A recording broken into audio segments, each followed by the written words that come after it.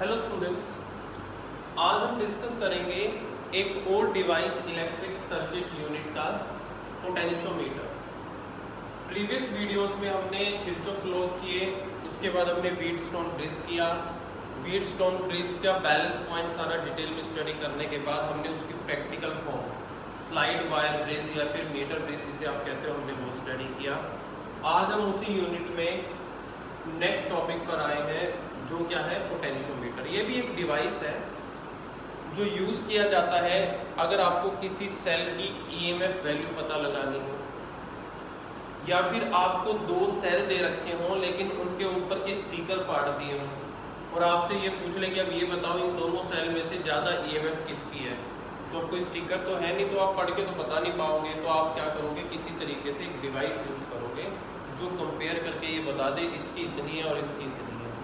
या फिर किसी सेल का इंटरनल रेजिस्टेंस अगर आपको निकालना है, तो इन सारे कामों के लिए जो डिवाइस हम यूज़ करते हैं वो क्या है, पोटेंशियोमीटर है। तो डेफिनेशन में क्या आएगा, it is a device used for measuring the EMF of cell या फिर comparing the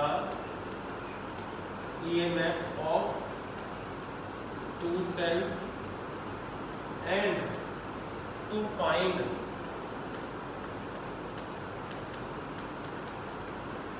internal resistance of cell. इन सारे कामों के लिए जो डिवाइस यूज किया जाता है वो क्या है हमारे पास,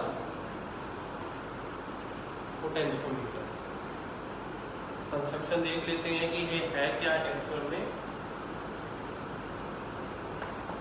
कंस्ट्रक्शन देख के फिर इसके प्रिंसिपल पे वर्क करेंगे।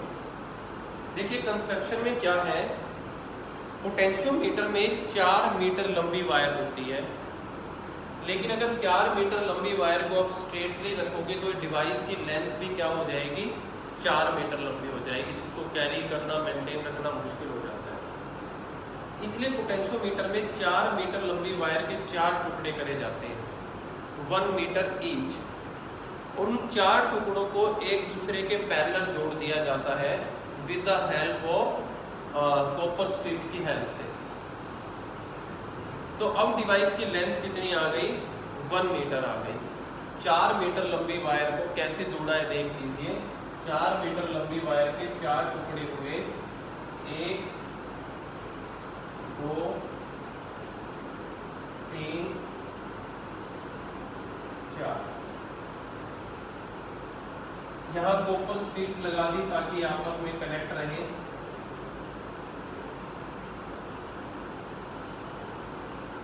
अब ये टुकड़ा जुड़ के हो गया आपस में। यहाँ भी कॉपर स्ट्रिप्स लगा दी,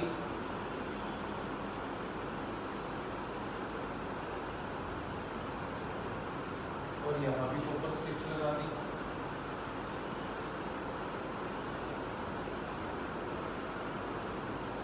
अब ये हो गए, एक कनेक्शन हो गया।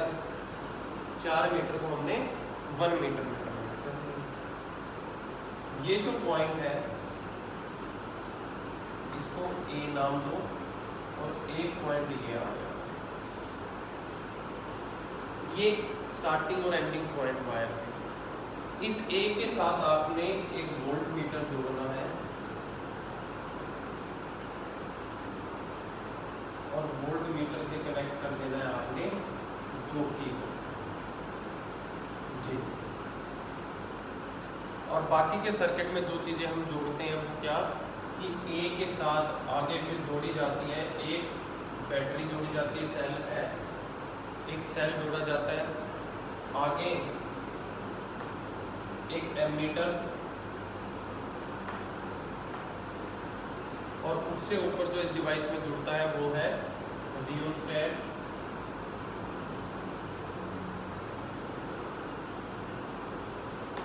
RF से जिसे आप लिखते हो। ये है कंप्लीट सर्किट हमारे पास। आप यहाँ पर इसको नाम दे दीजिए E, और ये B हो गया पॉइंट, ये हो गया E प्लस माइनस, ये कॉपर स्ट्रिप्स है आपके पास, CU स्ट्रिप बोल देते हैं, कॉपर स्ट्रिप्स। ये आपके पास सर्किट डायग्राम पोटेंशियोमीटर का। सेम वही चीज है वोल्ट मीटर के साथ। यहाँ पे आप ज्योति को जो है वो क्या करोगे, मूव करोगे, और जिस भी पॉइंट पे आएगा, अभी हम प्रिंसिपल बात करेंगे, उस पॉइंट की लेंथ जो है, जो पॉइंट आप निकालोगे उसकी लेंथ मान लेंगे L, यहाँ से लेके यहाँ तक जो लेंथ आ गई वो क्या आ गई L। अब देखो इसका पहले कंस्ट्रक्शन लिख लेते हैं, जो भी चीजें हमने ड्रॉ की है, उसके बाद हम पढ़ भी लेंगे कि प्रिंसिपल कैसे काम करते हैं, क्या आप ज्योति की हेल्प से सर्च कर रहे हो और क्या आपने ऑब्जर्व किया। तो पहले लिख लेते हैं कि इट कंसिस्ट, कंस्ट्रक्शन में लिख लेंगे, it consist of long wire stretch on a wooden box, it consist of long wire stretched on a wooden board. Wooden board पे वायर को जो है क्या किया गया है, स्ट्रेच किया गया है। प्रैक्टिकली जो है ये वायर जो है 4 मीटर जो है, प्रैक्टिकली वायर के जो है 4 पार्ट होते हैं, ईच 1 मीटर। वही आपको बताया कि अगर सिंपल बात करें तो 4 मीटर लंबी वायर है, लेकिन प्रैक्टिकली हम जो है इसको 1-1 मीटर के 4 टुकड़ों में तोड़ लेते हैं। तो देखिए practically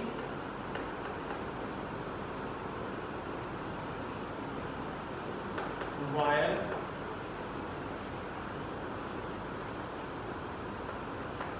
have 4 parts, 1 metre each। 4 part है, हर पार्ट की कितनी लेंथ है, 1 मीटर है। इन पार्ट्स को which are connected by copper strips, which are connected by copper strip से हमने इनको क्या कर रखा है, जोड़ रखा है। ठीक है। अब उसके अलावा क्या है इसमें, अब volt meter is connected two point A with जो कि J, आपने सारी वही चीजें लिखनी है। अब volt meter is connected at point A with Jyoti J, ज्योति जो है उसके साथ में लगा हुआ है आपके पास। और मीटर स्केल भी रखा जाता है, यहाँ पे लगा लो कहीं पे भी, ये कंफर्म करने के लिए वायर की लेंथ आपने जो मेजर करी है वो कितनी है। तो किसी भी एक लेंथ के अलोंग एक मीटर स्केल इसमें कनेक्ट किया जाता है, जो आपको लेंथ बता देता है। क्या लिखेंगे, a metre scale is also provided parallel to the wire. A metre scale is also provided parallel to the wire के पैरेलल। इसके अलावा जो चीजें जुड़ी हुई हैं वो एक बैटरी है, मीटर और रियोस्टेट जो है वो भी वायर के साथ जुड़े हुए हैं सीरीज में। इसके अलावा अब battery E, ammeter A and rheostat are connected in series with wire. ये है देखो कंस्ट्रक्शन का पार्ट जो हमने बनाया, हमने उसी चीज को बताया है कि एक लॉन्ग वायर जो वुडन बोर्ड पे स्ट्रेच की गई है उसको, उससे बनता है पोटेंशियोमीटर। लेकिन प्रैक्टिकली वायर के 4 टुकड़े होते हैं 1 मीटर ईच, क्योंकि 4 मीटर लंबे को हम मेंटेन में रखना, उसको मूव कराना, एक प्लेस से दूसरे प्लेस पे हैंडल करना मुश्किल हो जाता है 4 मीटर लंबे डिवाइस को। जिनको हमने कॉपर स्ट्रिप से जोड़ दिया, ये 4 मीटर की तरह ही बिहेव करती है।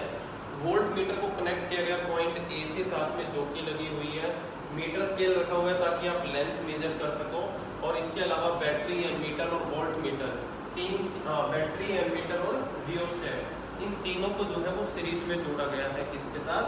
पोटेंशियोमीटर में, वायर के साथ। अब हम बात करेंगे इसके प्रिंसिपल की, तो मैं ये कंस्ट्रक्शन वाला पार्ट रिमूव कर रहा हूँ यहाँ पे। अब आते हैं इसके प्रिंसिपल पे कि काम कैसे करता है।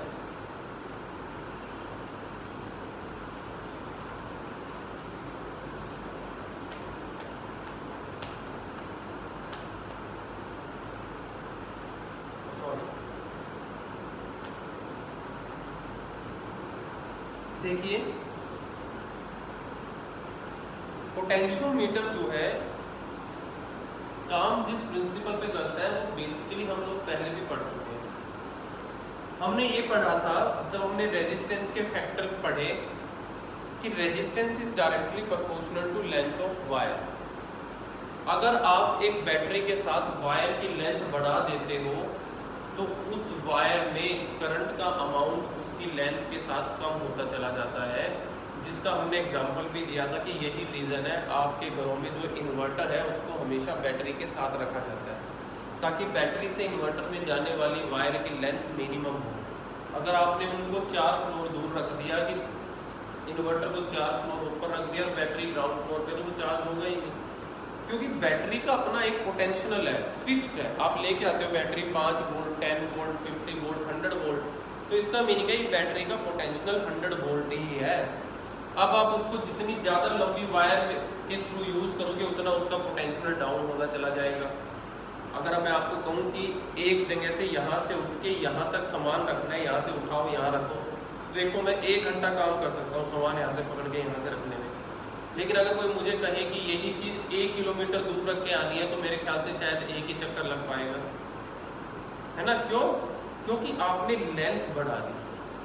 कैपेसिटी तो मेरे अंदर फिक्स्ड है, अगर मैं स्मॉल एरिया में काम करूँगा तो कैपेसिटी की परफॉर्मेंस भी अच्छी आएगी, लेकिन अगर आपने लार्ज एरिया दिया तो कैपेसिटी जो है वो डाउन हो जाएगी। यही रीज़न है कि जब आप कोई बैटरी अटैच करते हो और वायर लंबी कर देते हो तो जैसे जैसे हम वायर में आगे प्रोसीड करते हैं पोटेंशियल की वैल्यू आपको कम होती नजर आती है, और एक पॉइंट ऐसा आता है जहां पर पोटेंशियल 0 हो जाता है। आपने 5 वोल्ट की बैटरी लगा दी और वायर 1 मीटर लंबी लगा दी, तो आपको क्या लगता है कि वायर के दूसरे एंड पे 1 मीटर लंबी वायर है, जो दूसरे एंड पे आपको कुछ मिल जाएगा करंट? नहीं, क्योंकि उसका पोटेंशियल जो है वो तो 5 मीटर तक का था। 5 मीटर की वायर के बाद पोटेंशियल खत्म, और आपने वायर लगा रखी है 1 किलोमीटर लंबी, 1000 मीटर की। तो ये चीज़ ध्यान रखनी है कि पोटेंशियल जो है लेंथ के साथ साथ क्या होता है, ड्रॉप हो जाता है। यही इसका प्रिंसिपल है। तो हम लिखेंगे it works on the principal that fall of potential sorry it works on the principal that fall of potential, जितना भी पोटेंशियल में बैटरी में पोटेंशियल की वैल्यू डाउन आनी शुरू होती है across any portion of wire, across any portion of wire is directly proportional to, किसके डायरेक्टली प्रोपोर्शनल होगी वो? Length of that portion, length of that portion, उस पोर्शन की लेंथ के प्रोपोर्शनल होगी। उस पोर्शन की लेंथ जितनी ज़्यादा होगी उतना आपको पोटेंशियल का ड्रॉप जो है वो ज़्यादा मिलेगा। तो अगर हम कह देते हैं कि अगर V पोटेंशियल डिफरेंस हो किसका, across the wire of length L, drive करके दिखाएंगे, if V is the potential across the wire of length L, अगर वायर की लेंथ आपने L ली है और पोटेंशियल उस पे क्या है, V आया है, एरिया जो है वो यूनिफॉर्म है, क्रॉस सेक्शन एरिया वायर की जो मोटाई है वो आपने यूनिफॉर्म लेनी है, देन क्या कहता है Ohm's law? Then Ohm's law तो ये कहता है कि V is equals to I R। लेकिन R क्या कहता है? R कहता है कि रो L बाय A। R तो ये बोलता है, पढ़ा हुआ फॉर्मूला आपने। अब देखिए इसी फॉर्मूले में I रो A को इकट्ठा ले लो, L को ले जाओ ब्रैकेट से बाहर। एरिया ऑफ क्रॉस सेक्शन अभी आपको बताया सेम है, यानी कि कांस्टेंट है, ये कांस्टेंट वैल्यू है। रेजिस्टिविटी मटेरियल की होती है, जिस मटेरियल की आपने वायर ली है उसकी रेजिस्टिविटी की वैल्यू फिक्स्ड होगी, ये भी कांस्टेंट है। सीरीज अरेंजमेंट आप बोल रहे हो, आपने कंस्ट्रक्शन में लिखा भी था कि एक सीरीज अरेंजमेंट है। सीरीज अरेंजमेंट में करंट की वैल्यू भी क्या होती है? सेम। तो तीनों चीजों की वैल्यू तो सेम है, तो यहाँ पर वेरिएबल जो है वो क्या है? लेंथ, जो कम ज्यादा हो सकती है। तो इन तीनों चीजों को हम क्या करते हैं?